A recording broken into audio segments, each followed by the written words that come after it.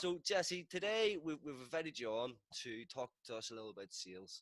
Um, Knowing you like I do, you are a professional sales person. Having worked with you a little bit, and you coming over to visit me as well, generously to see what the landscape is like here in Northern Ireland. I know how much experience and how much value you can give to the audience. So before we begin, I want you to tell us a little bit about your company now that you've set up, and what's the sort of landscape look like for you at the moment.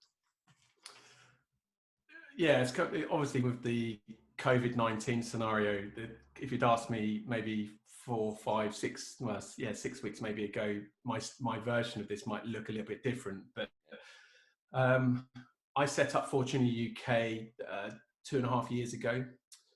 It was a vision, to be fair, initially about coaching salespeople and building a technology platform to provide that. But what actually happened was I looked at what I needed to do to achieve that, and I thought, well, I need a ready-made market. And because I was involved in some level of recruitment and investments into HR tech platforms, it sort of piqued my interest that I could bring these things together. So the ready-made market would be to go and build a recruitment business. The quick version of that as well is that I was actually interviewing and I got offered a job, and I pivoted it during that interview. As much as I wanted the job, it wasn't quite right for me at the time. I offered to take a brief for that role and hire, and so the interview turned on its head, and I walked out of there with a fixed price contract, and effectively filled that role within 2 weeks. And alongside that, I was working with another company I'd met through one of the investments that the previous company had been working with. And I was providing some consultancy, but I quickly realized that actually I've got consultancy, got mentorships, I've got, sort of recruitment, and I've got consultancy. But I quickly realized that to generate the cash I wanted to build the platform, recruitment was the way to go. But from that moment, I never looked back. I built the recruitment business. It changed quite a lot. The idea was it was always going to be sales focused recruitment for technology companies. I learned a lot in the first year being a non-recruiter, but being a hiring manager from industry. I felt like I had a lot to offer. So we always had a purpose, but it was only really last year that we really consolidated and started building our brand and sort of working out the clients that worked well for us, rather than working with just everybody so that we could build some cash into the business. So, but obviously with COVID-19, things have just changed a little bit in regards to our plans for this year. But yeah, we primarily are focused on mid to senior sales people and leadership positions for technology companies. That's pretty much it. Yeah, perfect. So that obviously being a sales professional yourself and having the experience that you have, but then also dealing with sales professionals every day of your working career at the moment, you get to see a lot of different characters. You get to see the bullshit that people tell you, oh, I've did this or I've did that, or, you get to see all of this that not a lot of people see. So it's going to be interesting to pull from your own experience, to hear from maybe some examples of what you've seen, and to see how this can all come together. So on that note, Jesse, I want to ask you, tell us a little bit about how you got into selling, Oh because my God. it's a little bit more than 25 years. It's a lot more than 25 years because I've always been in sales. And then what I mean by that is I was selling when I was at school. Yeah. I was always making money, even from a very young age. I was always doing side jobs for my dad. And I was always doing little things at school and selling bits and pieces. And I was always selling. But I remember very clearly at 16, when I left school, that I was very adamant I'd be a business owner and a salesperson. And I knew sales was the heart of that. And maybe I didn't know the terminology when I was 16, but I always knew that I was going to be in business and that's where I was going to go. And embarrassingly, I had two bets with my best friend, and he never cashed those bets in because I didn't really succeed at them. But I told him that I would have a Porsche 911 by the time I was 25 and I'd be a millionaire by the time I was 30. I didn't achieve either of those. There was a bit of another story, but it's not, maybe for another conversation. Yeah. But the reality was that even at 16, I knew that I was going to, I was aiming for let's call it materialistic things. I was very money and sales orientated even at that point. Yeah, but again, it's a good example of you set the bar so high for yourself that even if you failed up there, you dropped down a little bit and you were still achieving. So, you know, You're just giving me the Austin Powers moment now. I was just thinking that if it was a kid at 16 today, he wouldn't be going £1 million. He'd probably go, I don't know, a billion or something. So the bar's even higher.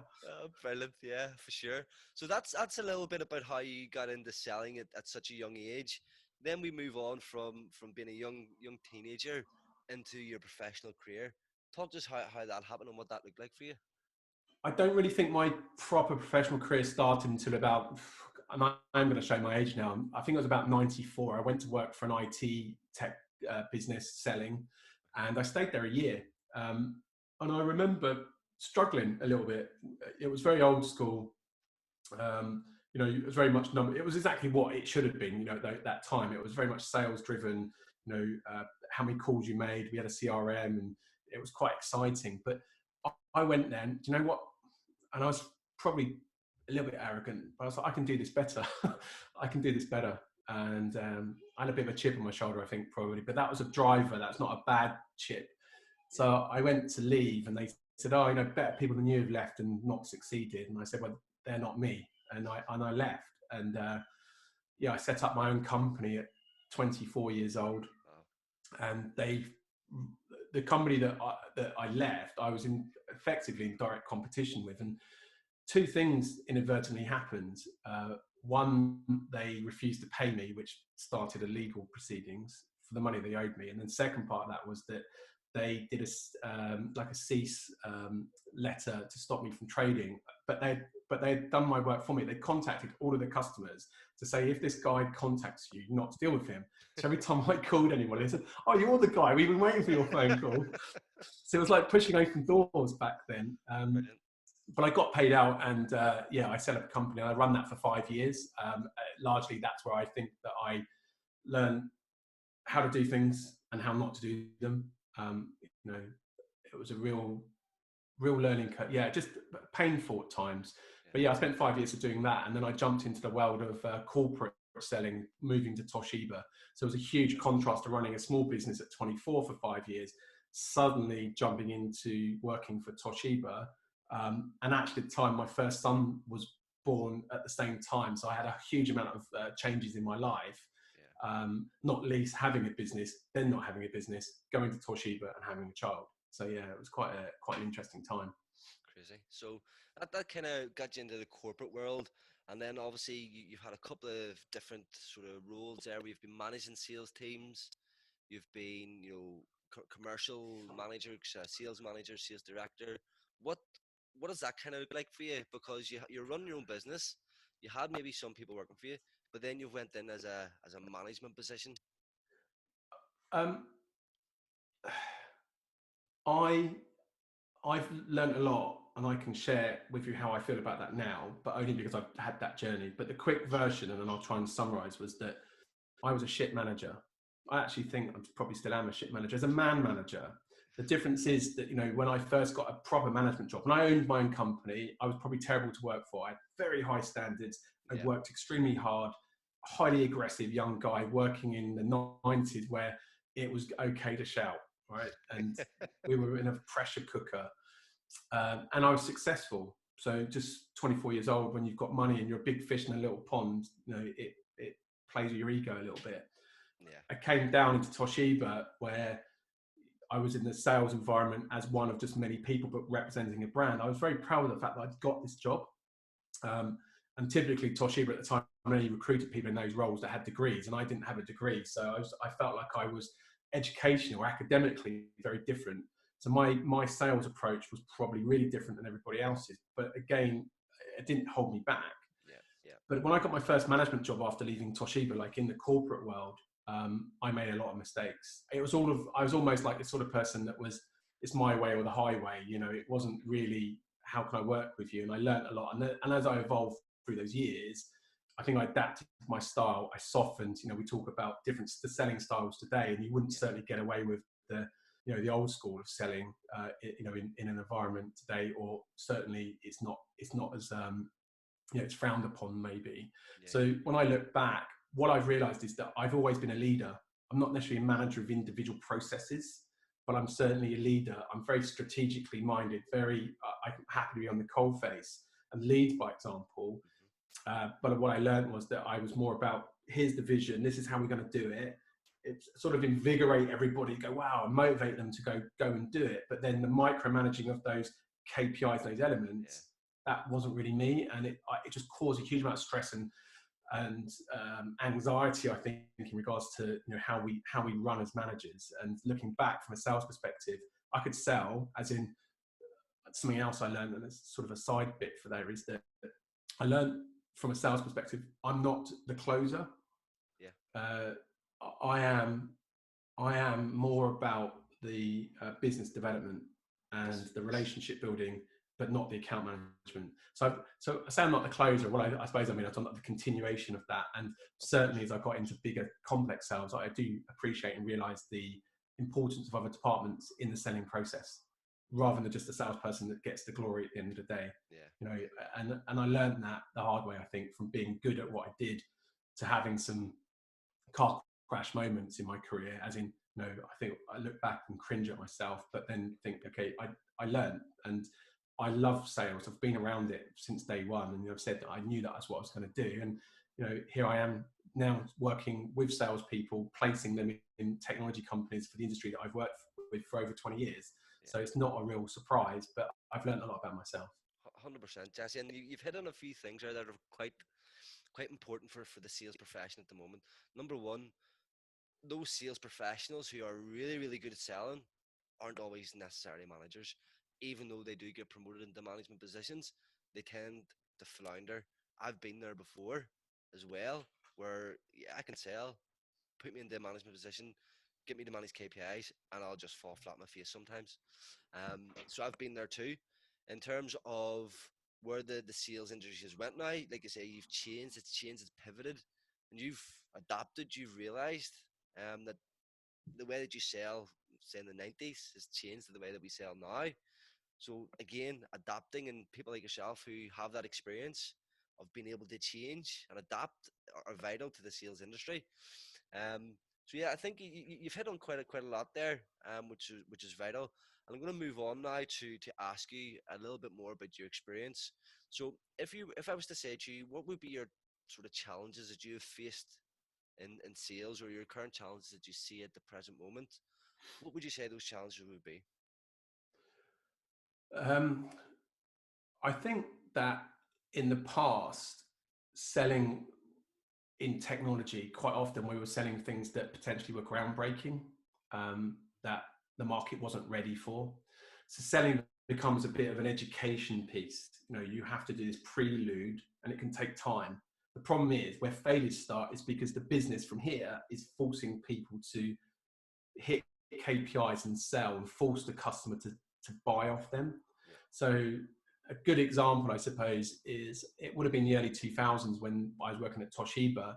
The tablet PC, we collaborated with Microsoft, and there was a number of other manufacturers at the time, and launched a tablet. And the tablet was this new revolution in regards to, like, it was all about mobile working, you know, about intuitive way of working, and, you know, having these new devices that you could interact with without using a keyboard, for example, like handwriting. yeah, The problem was that the market wasn't really ready. It was very ahead of its time. There still wasn't really Wi-Fi. It wasn't okay, certainly proliferation of devices and Wi-Fi that there is today, and certainly didn't have bandwidth, you know, of sort of 4 and 5Gs. yeah. You know, we were working on, you know, networks that just wouldn't allow that to happen. So the reality is, what you end up I having could is imagine. still, it was a standalone device, but Yeah, it basically was awesome. It was just not ready. It was a really prelude to where we are now.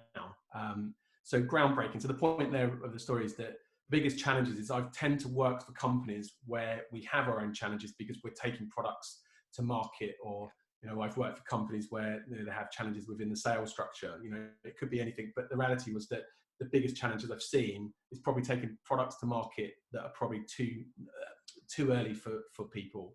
It's a great way of doing it, as in, like, if you get it right, you can clean up. You know, you get your products in front of people before somebody else, then you're a trailblazer.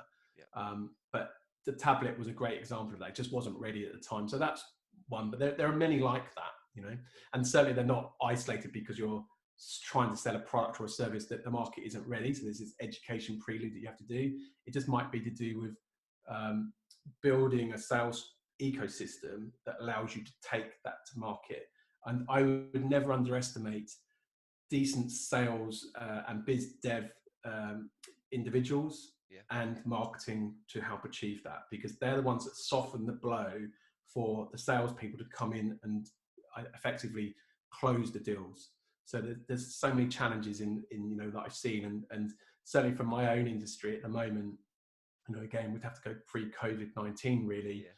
That uh, I'm lucky because I work selling, I suppose, salespeople to technology Yeah. companies, but they're all having the same challenges. There's a lot of people, with different experiences, a lot of people that feel that they've got probably transitional skills and different types of sales ability, but they're all chasing the same, I suppose, high growth positions that will Yeah. be up. I do see sales as a pyramid effect. It's very much, the top jobs are here, they're harder to get, and they're generally leadership. Then you get that mid tier, which is the really decent salespeople, and then you've got everything else down the bottom here. Hmm. So people need to really stick to their industries and their expertise without pivoting too much across that pyramid, because I feel that sometimes the jumps are too big, and as much as they always say, look for salespeople outside of your or it's the same because if you're hiring salespeople as much as I'm recruiting for them. Sometimes look at skill sets or people that are outside of your own industry. Well, I tend to say, well, that's fine, but when it push comes to shove, you can find someone with your industry experience. It's better to go with the people that actually understand your market. Yeah. I sort of digressed across a couple of things there, but hopefully that made No, some it's it's sense. it's it's perfectly fine because again, I have seen it. One of the examples, you go back to the Toshiba, the Newton with Apple. They brought that out, and that was miles ahead. It was a terrible device back in the day. I wasn't born, obviously, but reading up on it, terrible device back in the day, but it was ahead of its time. And again, with Toshiba, so what I would say, timing is everything. If you have a product, um, make sure the ecosystems there. Again, if I go back to my academia days when I was selling iPads into the schools in the Northern Ireland, the timing was right for that because the infrastructure was in place. They had Yeah, CTK, they had the Wi-Fi. Now the agreed. Wi-Fi So was it was a perfect storm to sell correct. mobile devices at that time because all the rest of the stuff was there. However, the two sides of that were you still need the ecosystem to sell the iPad. The biggest problem is about the brand, and obviously we're talking at the time academia, great company, um, is that you have to be able to sell on their reputation and their ability to support that, because otherwise it becomes sort of a thin line between you know pennies over a product that someone might see as a commodity sale. So that's why you have to have really good ecosystem, good branding, good reputation, as well as a perfect storm to deliver the right product. If you're trailblazing, it's always going to be difficult. And so I suppose from a sales perspective, and I hear and I've listened to some of your video casts already. I think that sales is a little bit like beauty is the eye of the beholder in a lot of ways. And one of those things I mean there is that depending on the organization, Yeah, depending on what market they're selling to, uh, what audience they're selling to or persona they're selling to, then their sales approach is going to be different. So when we talk about cold calling or social selling or whatever it might be, yeah, well, just do what works for your industry. Just go and find out what it is, yeah. and then do more of that. And do it well and do it consistently, Or which be is world class. yeah, yeah, yeah, yeah. That's it. So you've got those challenges, which is great. There's something that you touched on there, Jesse, and I just want to dive into a little bit deeper. Was the a sales ecosystem? So for me, here in Northern Ireland, we have a problem. I believe where the sales culture is very very poor in terms of there's a lot of sales leaders and they come in and they put a big slab, some concrete slab on top of their salespeople and say this is your KPI, hit the KPI. Then they come in and do another one that's the target. And then they come in and do another one and it's the reports. And it's like, how the hell do you expect salespeople to sell if they've got all of this weighing them down? So that's my version of creating a sales ecosystem. You have to take all of that away. You have to automate all of that. You have to allow your salespeople to sell. Um, when we talk about a sales ecosystem, is that what you talk about? What's your version of a Yeah, sales but ecosystem? people, it's people as much as processes. Okay. So let's just cover that bit off quickly Yeah. because it is important. I think if you're going to scale any business, and sales is at the heart of that, then you need processes to allow you to scale, to automate as much of this. So when you're measuring KPIs or whatever it might be, then the KPIs need to be relevant to the activity, not necessarily the outcome. Quite often we're just chasing the money all of the time, which means it's revenue driven. But ultimately we should know how many calls or how many leads you need in the funnel to convert and how long that takes to make a decision how to then help sales individuals do the right level of activity. So that might be that their industry is calling someone. It might be that they're emailing. It's all sorts of things, right? But the reality is that we need to know what their conversion rates are. So we know what the company conversion rate is. We need to know how their individual works to that level. So the processes with a decent CRM would mean that we would understand that. The problem we really have is that CRMs are only as good as the people that are using it. And the reason why these layers come on the top for management is because they don't get the truth out of the CRM. That's the fact. I listened to your last video cast and you had this question, and I suppose it just comes to me about actually one of those reasons why it's a problem, because they don't believe what they see in the system, because people aren't logging. They're not logging their calls, and actually they're over-egging their pipelines. And why are they over-egging their pipelines? Because they're being told they've got to hit a number. So they effectively embellishing their pipeline. What I would look at is the sales qualification method within there, and certainly what the close plans look like, and really drill into the individual salesperson to make sure that's the case. But the reality is you've got to educate everyone to do that. You've got to educate everyone to do that, which comes into training, sales training, process, or systems training, all of that, to make sure that people understand and don't use the stick method. We used to use more peer-to-peer learning. So you'd pair people up, do mini group sessions, particularly when we're academia.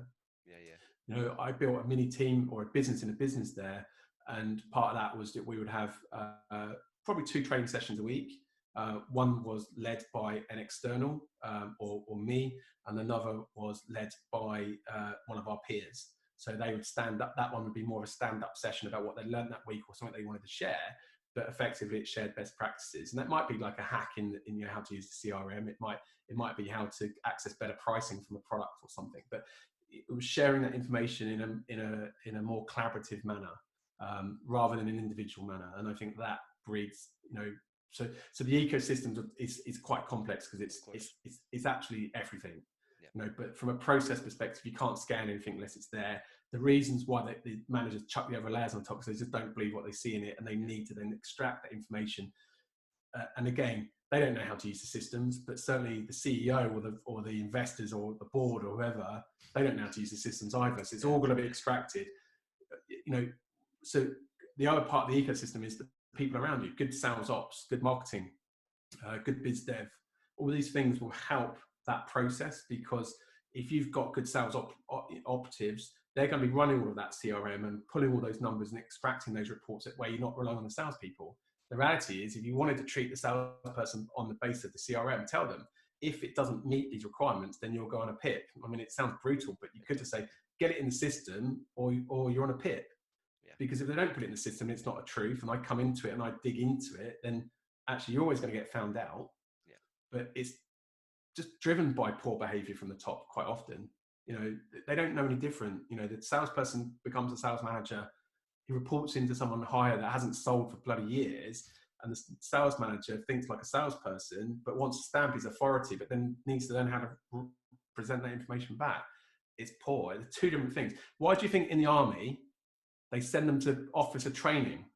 Why do we think that? They don't send a fucking infantry person into battle to say, oh, now you're running the whole fucking battalion, do they? It's true. Very, very But we true. give a multi-million-pound sales business to an experienced person. And actually, I think a lot of the time we get all those people in the wrong positions anyway. I think of things in football terms. I know you're a football man too. But you have to have people in the right position, people in the right positions. And that's same for sales. If you think of salespeople as an 11-man team, not all of them need to be in those positions, but we treat it like, well, actually that's a shit position because it's a sales development rep position. You're the lead generator. actually it's probably the most important position in the Yeah, sales team. yeah, It's probably the most important one. Give it to the most junior and then treat them like, well, potentially like they're not as important. Then you've got the top salesperson, who is closing all the deals that are coming through from marketing and yeah. from the other Wonder people. why. But yeah, so yeah, the ecosystem is more than just a system, but the system will, and the process will allow you to scale. Yeah. But the ecosystem for me has to be, I as a sales leader, I want a good right hand person, and I want a good process and someone to help me to drive that from a sales operation perspective. If you get those things right, then effectively you've got potentially a good engine to go forwards. And we talk about this in terms of building tactics and strategy. If you don't have strategy, then your tactics will only deliver so much of the number. But if your strategy is right and everyone's on board, then the tactics will be much more effective and they would deliver bigger results. So you've got to get everyone on board to the bigger vision and not keep them in the dark, and show that strategy and then implement that through. But treat everyone the same. Tell them, keep them. Don't treat them like idiots. Tell them the story. Tell them the strategy. Tell them what their individual expectations are. You know, you're a defender, you're a midfielder, you're an attacker. Your job is to do this. Your job is to do that. But if everyone comes together, the ecosystem will work. Yeah. They've got to work with the strategy and the tactics. Otherwise, most people operate at tactics level, which means they don't know the strategy, No. which means they're effectively only ever going to achieve this much, and they're never going to be that successful. And then 9 times out of 10, they're going blind. If they don't know the strategy, they're going blind and they're probably off on a tangent doing something else. And again, you're right in saying there a couple of great points there, Jesse. I mean, I haven't heard it explained like that before, the sales ecosystem. That's why I asked that question, because not many people do hear it explained like this. When people hear about sales, they hear money, targets, KPIs. That's all they hear. They don't see, But okay, Kenny, you know, money, targets and money is a side effect of doing all of the activities, correct, yeah, yeah, you know, and it's teaching people behaviors and good habits and showing them how to do that. yeah. You know, I think that if you get those things right, then you're never going to go really far wrong. So yeah. So it's vital. And the other thing there that you've hit on that not many people understand or realize, and it's good coming from you because you're dealing with this, is the roles, people's actual roles within the sales function. There are people that go in there as the closers. They think that they're closers. They've had maybe a few different jobs, but they're actually what I call fluffers. They go in and they're lead gen and they fluff things up Yeah, and but they pass it over and they're actually being put in. So it's vital to let me understand. just say that that's bad. But this comes back down to people not being truthful with themselves and bad management. Yeah, And yeah, we're all guilty of it. We're all guilty 100%. of it. One of the things I did actually was at academia, and I remember when I started assembling the team, and this was just to do with the strategy. I said, "Tell me." I think I got them all to write it down individually. Tell me if you had met someone in a pub. Tell them what our company does, and Yeah, then we wrote them all up on the wall, and it was like 12 different variations. So then what I did as I broke down and told them, I said, okay, let's think about what we are as a business. And actually, by the end of an hour, we had a strap line based on what we're good at. We were looking to be world class at something. So we said, you know, what was our strap line? yeah, Now we were all singing off the same hymn sheet. That was a very basic strategy session. So everybody could make a decision and be on board about what our purpose was as a business. But it was interesting because if you allow people to keep repeating something that is not true or is different from everybody else, then your business doesn't have an identity or brand.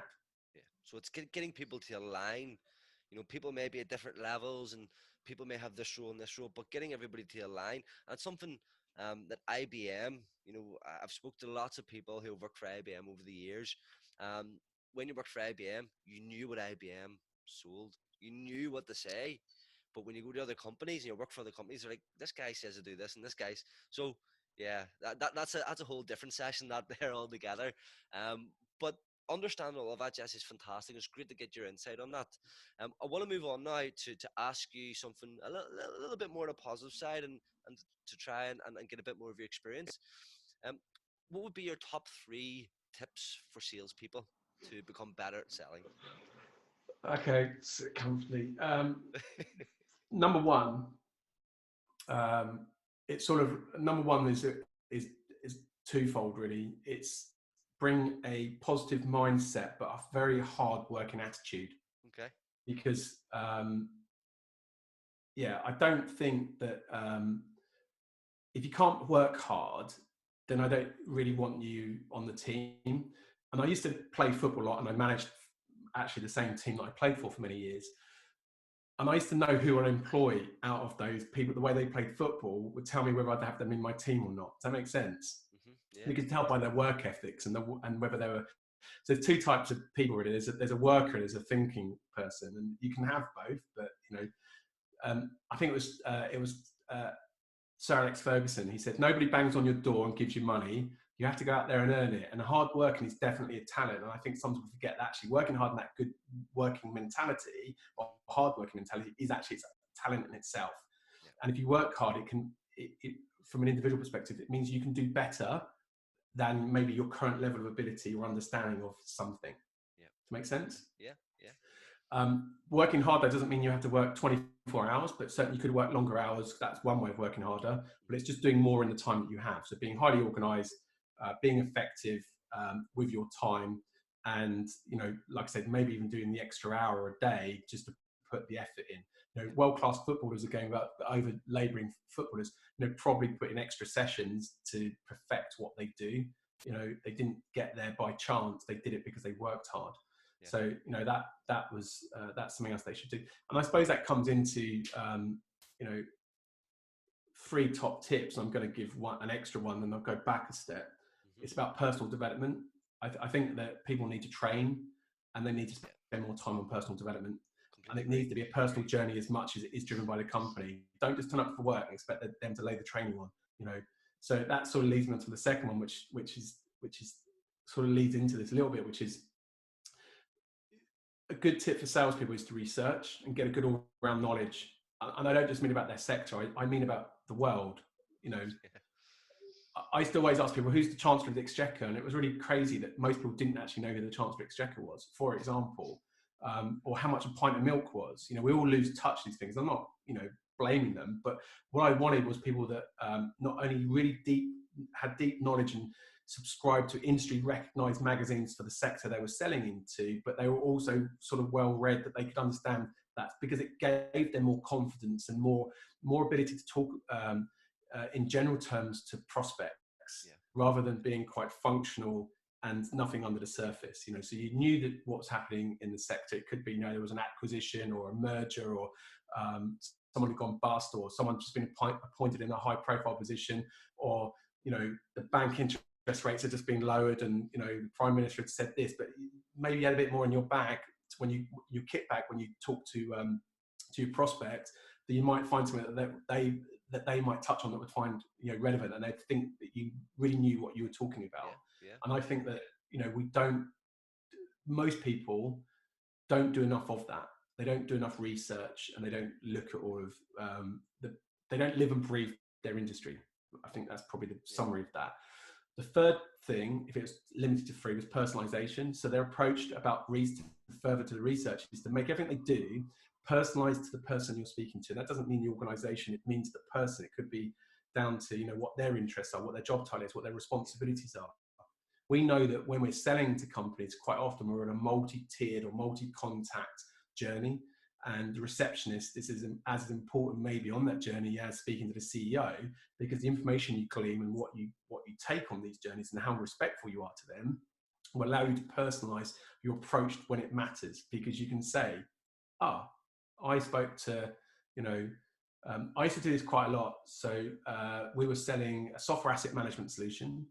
And actually at the time we were selling it to schools. So I'd phone an IT manager and go, look, I just wanted to find out what you've got assets and you're going to do an audit in the summer. I said, how do you normally do that? And they'd tell me, we send our junior technician out and do it manually, and we stick it into a spreadsheet. I said, brilliant. Sounds like hard work. Yeah, but he's got nothing else to do for 6 weeks, so it's fine. I say, well, do you think there's a better way of doing it? Yeah, maybe, but whatever. So then I'd call Bob in finance. So I'd put the phone down to matey in IT, pick up the phone, dial the school again, and call the FD or the bursar or whoever was, whatever the title they had, and say, I've just spoken to your guy in IT. It's interesting because he's like doing asset audits, and it was obviously schools are regulated financially, and I'm just bringing that up immediately got their attention. It was like I got a bit of information, I brought it over here and said, "You're using a manual system.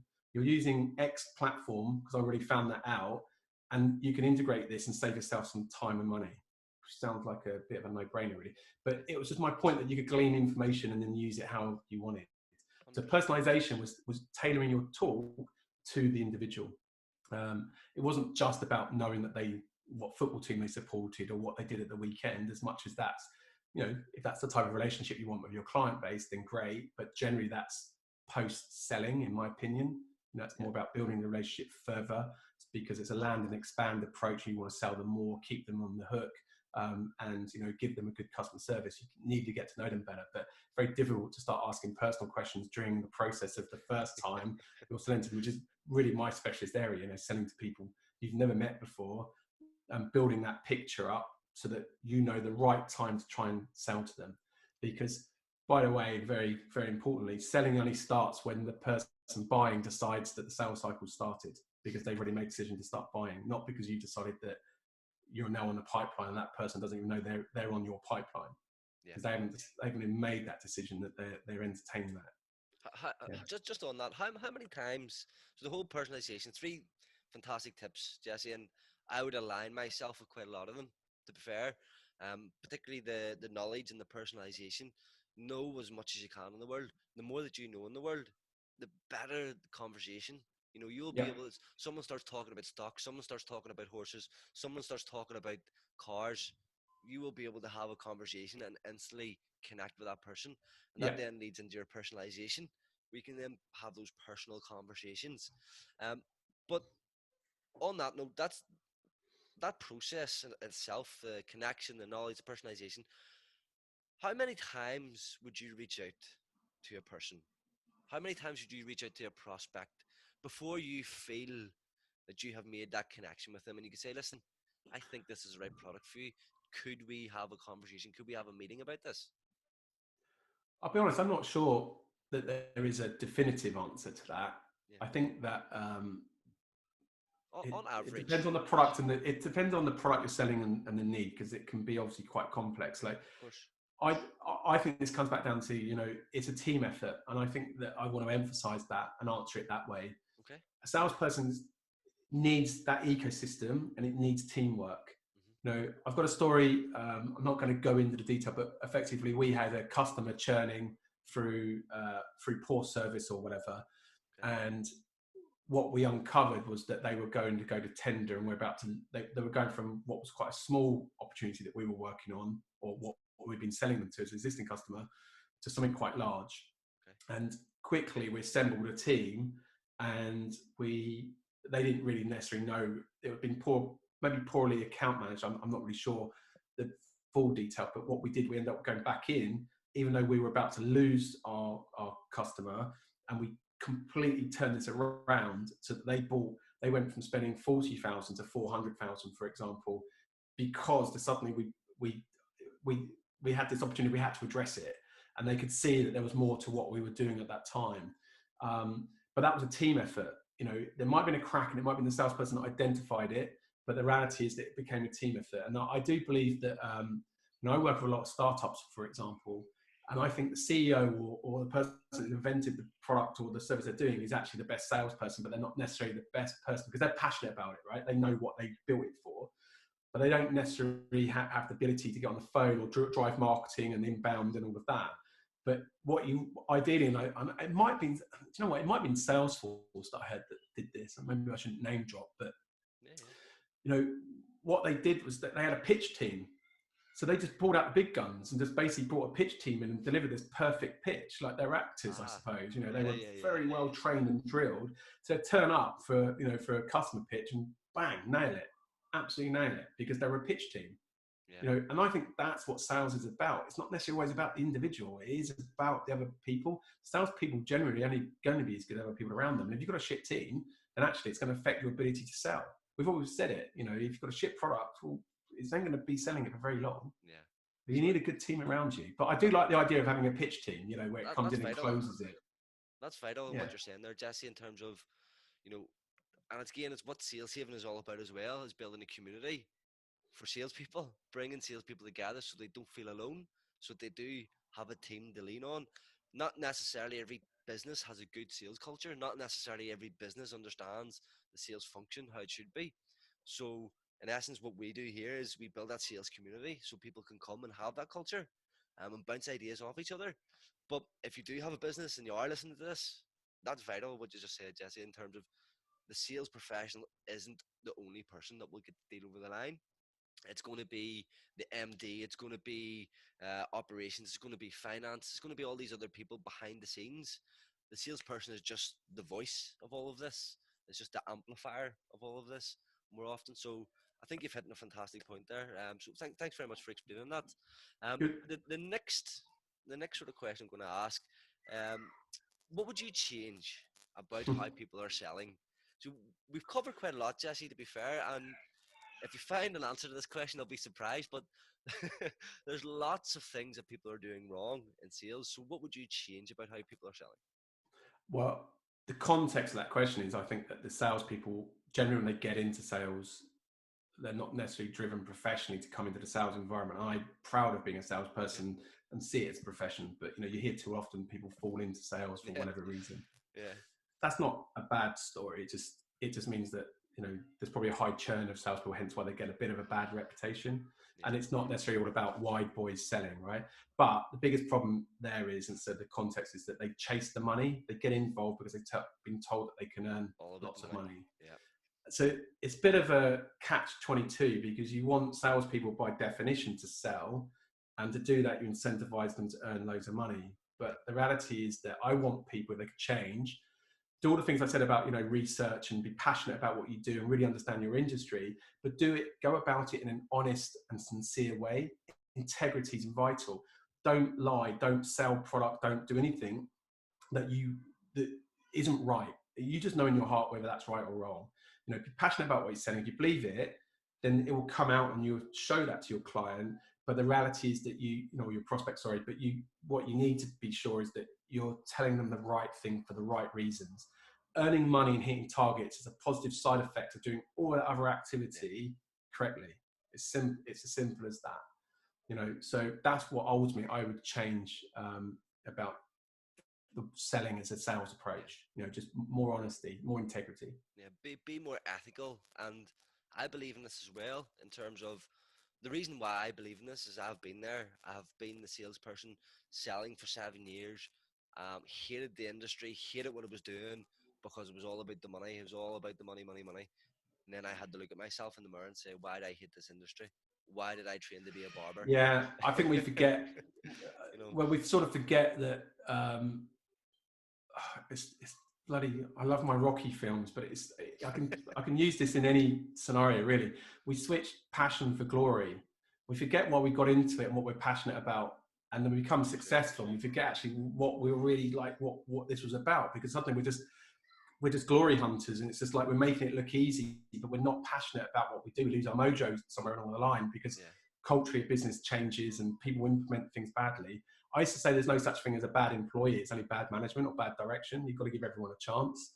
hmm, And salespeople are no different. It's just the types of people that come into it have to have a certain arrogance and maverickness to them there that is, can be quite hard to manage. But you harness it, it can work really, really well. So my mantra is work hard, work harder, personalize your approach, sell with integrity. And I think if you do all of that right, the money will follow.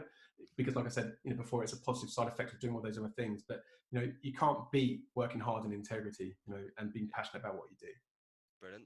I think that's a very vital aspect of sales that I would change. So thanks for sharing that with us, Jesse.